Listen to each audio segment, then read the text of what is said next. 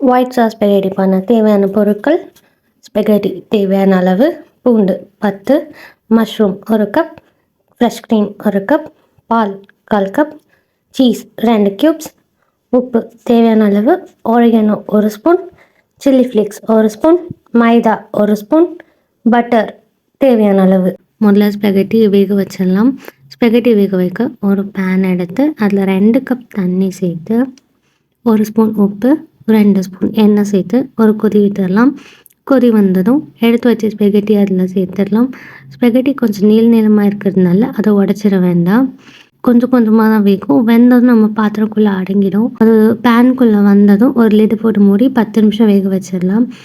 வெந்தது எப்படி கண்டுபிடிக்கிறதுனா, ஒரு கரண்டி எடுத்து அதில் ஒரு ஸ்பெகட்டி எடுத்து வச்சு கட் பண்ணி பார்த்தோம் அப்படின்னா உடனே கட் ஆகிடும். கட் ஆகிடுச்சுன்னா நம்ம ஸ்பெகட்டி வெந்துருச்சுன்னு அர்த்தம். வெந்த ஸ்பெகட்டியை ஒரு பிளேட்டில் எடுத்து வச்சிடலாம்.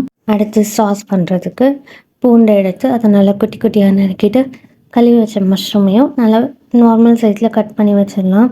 அடுத்து ஒரு பேன் எடுத்து அதில் கொஞ்சமாக பட்டர் சேர்த்து பட்டர் மெல்ட் ஆனதும் வெட்டி வச்ச பூண்டு அதில் சேர்த்து ஒரு 5 நிமிஷம் நல்லா வதக்கிக்கலாம்.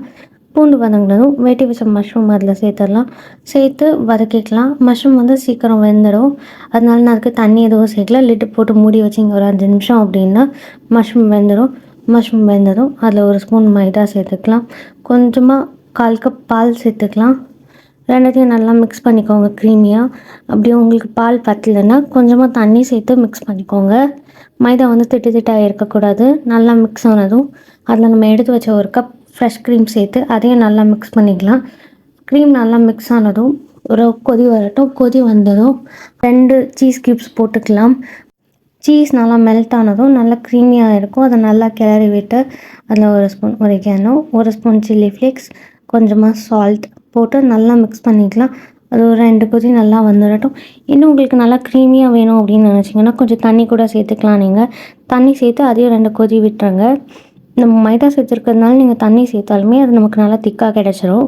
அதனால் நீங்கள் தண்ணி ஆட் பண்ணிக்கலாம். அந்த சாஸ் நல்லா கொதி வந்ததும் ஒரிகனோ ஃப்ளேவர், சில்லி ஃப்ளேக்ஸ் இல்லை சால்ட் ஃப்ளேவரை வந்து செக் பண்ணிக்கோங்க. உங்களுக்கு அப்படி எக்ஸ்ட்ரா ஏதாவது ஆட் பண்ணணுன்னா ஆட் பண்ணிக்கலாம் நீங்கள். அந்த சாஸ் நல்லா கொதி வந்ததும் நம்ம வேக வச்சு எடுத்து வச்ச ஸ்பெகட்டி அதில் சேர்த்துக்கலாம். சேர்த்து நல்லா மிக்ஸ் பண்ணிக்கோங்க. ஒரு 2 நிமிஷம் சிம்மில் வச்சு அது நல்லா மிக்ஸ் ஆனதும் மேலே கொஞ்சம் நீங்கள் சீஸ் கூட துருவி போட்டுக்கலாம். இல்லை வேணும்னாலும் விட்டுடலாம். நம்மளோட க்ரீமியான டேஸ்டியான ஒயிட் சாஸ் ஸ்பெகட்டி ரெடி.